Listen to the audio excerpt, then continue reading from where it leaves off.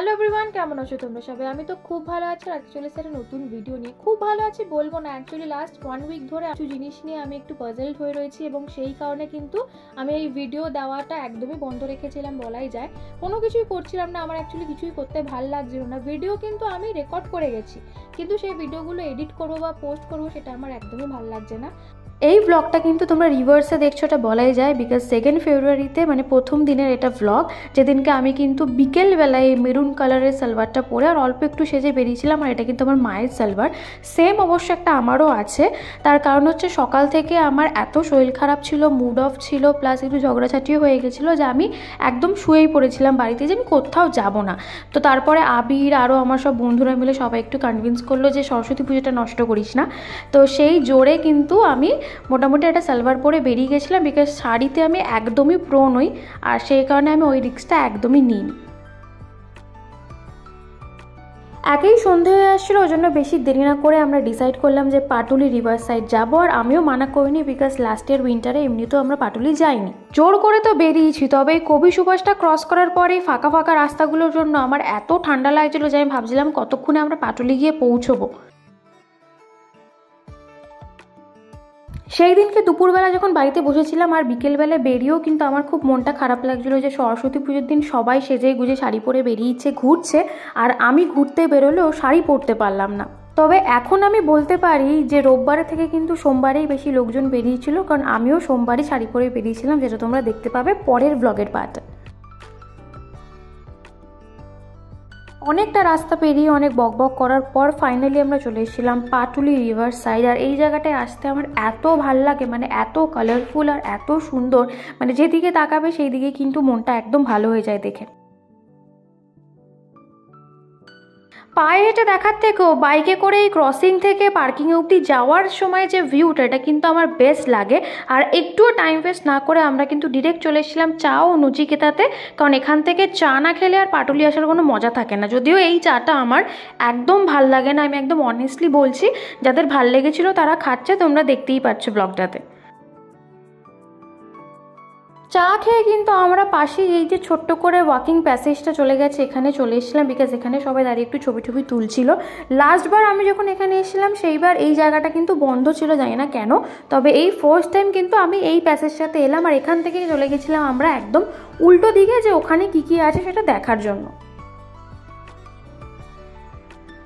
এই দিকে এসেই প্রথমে আমরা দাঁড়িয়ে পড়েছিলাম একটা ছোলা মাখা কাকুর দোকানে, এবং এখান থেকে আবের একটু ছোলা মাখা নিচ্ছিল, যদিও এখান থেকে আমরা সবাই খেয়েছি। চা খেয়ে ছোলা মাখা খেয়ে কিন্তু আমরা এখানেই থেমে থাকিনি, তোমরা আস্তে আস্তে দেখতে পাবে যে আমরা এরপরে আরও কি কি খেয়েছি, খেয়েই গেছি বলা যায়, খেতেই বেরিয়েছিলাম রাস্তায় আমরা। পাটুলিতে আমি আগেও বেশ কয়েকবার এসেছি, তো এই সবকটা স্পটই মোটামুটি আমার চেনা। আর যেহেতু আমি সরস্বতী পুজোর শাড়ি না পরলেও সেজেগুজে তো বেরিয়েছি, সেই কারণে কিন্তু আমি প্রত্যেকটা স্পটে গিয়ে গিয়ে সুখদেবকে দিয়ে 50টা করে ছবি তুলিয়েছি। আর সেই কারণে কিন্তু এই ব্লগটা আমি খুব বেশি ভালো করে করতে পারিনি। এই 2025 সালটায় কিন্তু সব কিছুই আমার সাথে একটু অন্যরকম হচ্ছে, আর এই বছর এই সরস্বতী পুজোর দুদিনও কিন্তু আমার সাথে পুরোপুরি অন্যরকম হয়েছে। ঘোরার দিক থেকে বলো, খাওয়ার দিক থেকে বলো, বা মন খারাপের দিক থেকে বলো, সব কিছুতেই। অনেক হাঁটাহাঁটি ছবি তোলার পর কিন্তু আমরা চলে এসেছিলাম আমাদের খাই খাই পর্বে। আর প্রথমেই নিয়ে নিয়েছিলাম কি খাবো থেকে একটা ক্রিস্পি চিকেন।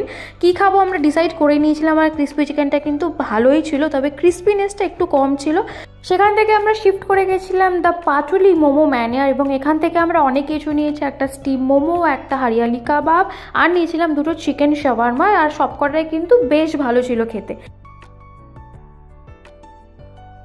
এত কিছু খাবার খেয়ে ফুল হয়ে যাওয়ার পরও আমাদের পেটে আরও জায়গা ছিল, আর তারপরে কিন্তু আমরা চলে গেছিলাম ড্রিঙ্কসের কাউন্টারে। আর সেখান থেকে নিয়েছিলাম একটা ব্লু হেভেন আর একটা গ্রিন অ্যাপেল মোহিতো, আর আমি কিন্তু একটা চকলেট সফটিও খেয়েছিলাম।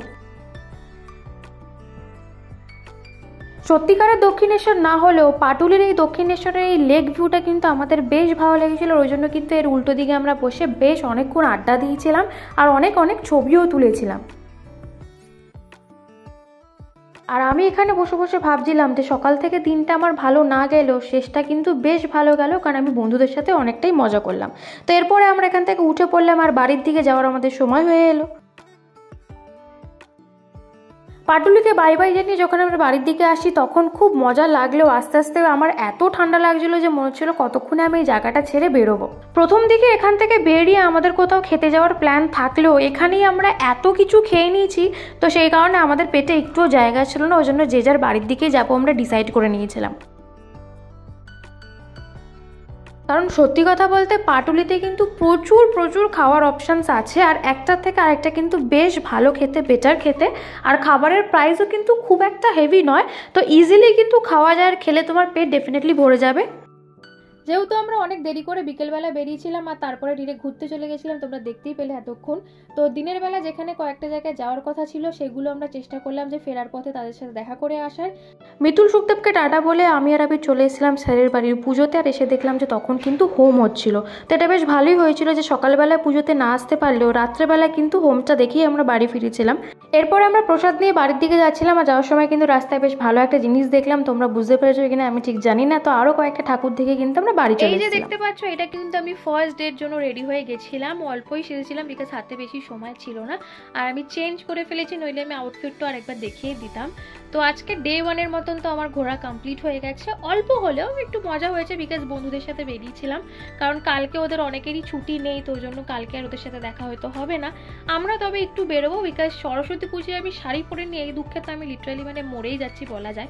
তো কালকে শাড়ি পরে ডেফিনেটলি বেরোবো, আর কোথায় গেলাম সেটা তোমরা দেখতেই পাবে। তো চলো এখন এই মেকআপটা রিমুভ করে আমি তাড়াতাড়ি শুয়ে পড়ি, বিকজ কালকে আমি অঞ্জলি দেবো সকাল সকাল, আর সেটা তোমাদের সাথে ডেফিনেটলি শেয়ার করবো। তো চলো। সরস্বতী পুজোর প্রথম দিনের ব্লগটা কিন্তু আমি এখানেই শেষ করলাম। ভিডিওটা ভালো লাগলে লাইক, শেয়ার, কমেন্ট অবশ্যই করে দেবে, আর চ্যানেলটাকে কিন্তু সাবস্ক্রাইব করতে একদমই ভুলবে না। দেখা হবে পরের দিন।